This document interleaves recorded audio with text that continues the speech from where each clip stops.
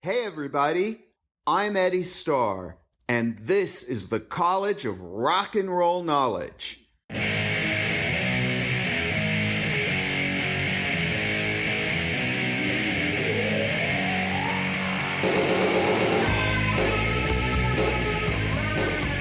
Class is now in session. This is where the music and culture that shaped a generation live on, and my own path through the world of rock and roll. Now look at them yo-yos, that's the way you do it. You play the guitar on the MTV. I want my MTV. Yeah, I want my MTV, and MTV is 40 years old. Does that count as middle age yet? When the MTV debuted on cable, that would be today, August 1st. So it's 40 years old today, August 1st, 1981. So I was 12 years old. However, I didn't know it was happening, and most of my friends didn't know it was happening. It would be a while before we heard about it, and nobody I knew had cable television. So we were out of luck. I did have a friend who had On TV, though.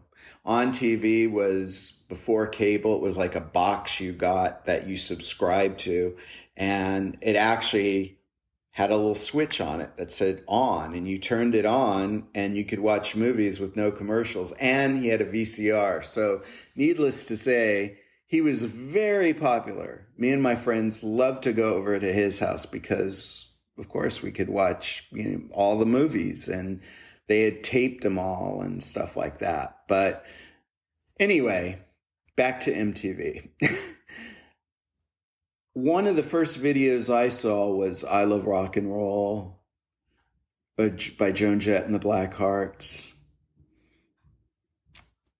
I saw Goody Two Shoes by Adam Ant, or I think he might have been Adam and the Ants. Stand and Deliver. Of course, Rebel Yell, Eyes Without a Face. Men at Work, Big Country, which was a band from Scotland, I believe. That was part of the new wave thing. And a lot of new wave bands. And of course, Duran Duran was everywhere. There were some kids who were really, I think Toni Basil her video was really popular. That song, Hey Mickey. Hey Mickey, you're so fine, you blow my mind. Hey Mickey. That was popular at school. And I think that was a really early video that I remember seeing one of the few times I saw MTV. I never really saw a video kill the radio star till much later, or some of those very first videos. And it was very limited because at the time, we didn't even have a TV, because as a kid, I had been watching a lot of TV, and every day I'd come home from school, my mom would ask me, "Oh, do you have homework?" And I'd say, "Oh, no, I don't have any homework." And so I would just go and watch TV. And so one day my parents got called over to the school, and by the time I got home, there was no TV in the house. I was busted. So my parents were like, "Well, now you have all the time in the world to do your homework." So I don't think we had a TV again until I was probably 14. So I was always going over to friends' houses to, watch something. And those early videos really did, it was different than reading in a magazine or listening on a radio, because now you saw them performing the song. And a lot of those early videos, they were very conceptualized, about, it gave you an idea about what the song was about.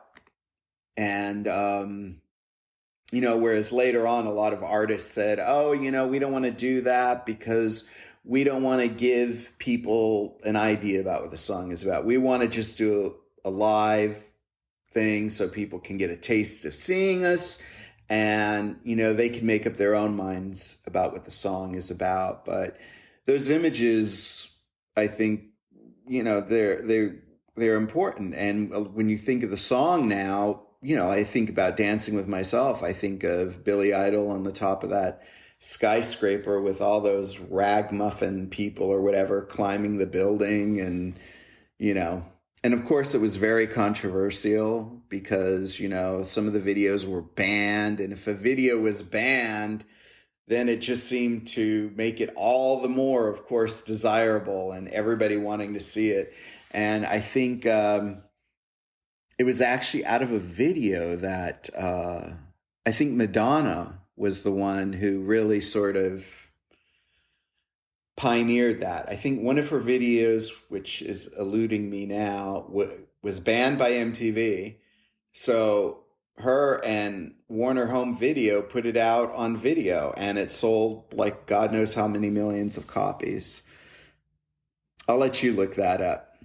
If you guys are interested, you can go look it up, and that'll give you something to do. That way you're not just, I'm not just giving you all the information. You get to do what I had to do, which was go and find the information, go and find the records. But as time went on, especially with, the big video premieres and, Madonna, Michael Jackson, Duran Duran, and even Bruce Springsteen got into action and did a bunch of music videos that were, hugely successful with his breakout album, Born in the USA. And so MTV sort of became like radio. It became the top 40, and then you had shows like, 120 Minutes. I think you had Headbangers Ball. I think Matt Pinfield was on that. Also, too, in terms of VJs, I remember Martha Quinn because a lot of times artists would do interviews on MTV and then they'd end up on their album. Like when Billy Idol, his first album after Generation X, it wasn't his album, but it was an EP called Don't Stop with Money Money on it and The Untouchables and I think a couple other tracks, holdovers from Gen X. And I think like at the end of the record, you had an interview with Billy Idol and Martha Quinn. And so there was that type of thing going on. So it was sort of like this, one hand washes the other and this whole ecosystem of music, which was really cool. And the production values, of course, went up as time went on. But I also think it was something that was so cool that it really couldn't last. Even though, you had, later on you had VH1, which I think was part of the MTV networks. And they had some pretty cool stuff on there. I really got into the Kinks and through Storytellers. That show they had, which I'm not sure, but I think it was developed by Ray Davies of the Kinks. And he went on there and he told the stories of, some of the Kinks songs. And I had only really been into like You Really Got Me. I knew them from Van Halen and stuff like that, other artists doing it. But I hadn't really done a really big deep dive. And that show really made me fall in love with them. And I did, I'm Not Like Everybody Else on the JoyBox album. And of course, when my album that I did way back in the 90s, 1997, and it had never come out, and we put it out in 2013 finally.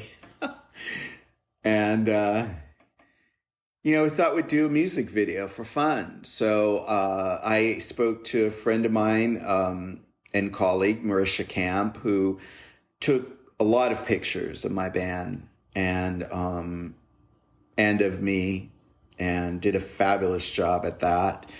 And she also, the cover the picture on the album cover for Generation Zero is a photo she took. So I asked her to do the music video. We decided we were going to do the song 2017. And I couldn't figure out, I had said, well, it'd be cool if we could get someone to be in the video, And at the end of the day, one thing led to another, one idea, and nothing happened. But her brother was Jesse Camp from MTV VJ, and musician and actor. And so he agreed to be in the video, and that was really cool. And I'm very grateful to him for doing that. And he even did a little cool film promo for the video, which was really cool. So that's my only connection with MTV. My videos were not on MTV. But you can still see them on YouTube. And the great thing is that we have YouTube there now. So you can see all the videos you want, and create your own playlist, right? But also, too, when I first came to New York and having the Virgin Megastore in Times Square and then the huge studio across the street. And I think that was Total Request Live. That was always going on. But it was so exciting, and it was so perfect for Times Square. It really, it was happening. There's a lot of stuff happening. And of course, New York is always happening. But that was perfect for Times Square. And, so I'll leave it there. Happy birthday, MTV. And it's too bad you don't play music anymore, but you can always change that, right? I'll also say on this other note, while I'm thinking about it, I also think MTV, thinking about how, the contribution to the greater culture, I guess you could say, for good and bad. But I think the Real World and all that stuff that they started in the early 90s when they, were slowly, getting rid of music and going into like reality programming. I think the argument could be made that they created the whole reality thing that Bravo and a lot of these other networks picked up on. And of course, they still do the VMAs, I think, and the movie awards thing. And it's all like a great show. But it was something else in the 80s, being able to see that. And those images do stay with you with the songs as well. Of course, it's about the music. So anyway, I want to thank you for your continued support of the podcast. I really do appreciate it. Thank you for sharing, for liking, if you're on YouTube, for clicking the bell, and keep on rocking. And I'll see you next time. And we do have some new guests that will be coming on. So stay tuned for all the good stuff. Your fantasy, I'll be what you want me to be. The darkness will turn to light. I'm your dirty secret tonight. Dream or not and take a look inside. Eddie Stars, The College of Rock and Roll Knowledge, is a production of Ton Up Incorporated. Copyright 2021, Ton Up Incorporated.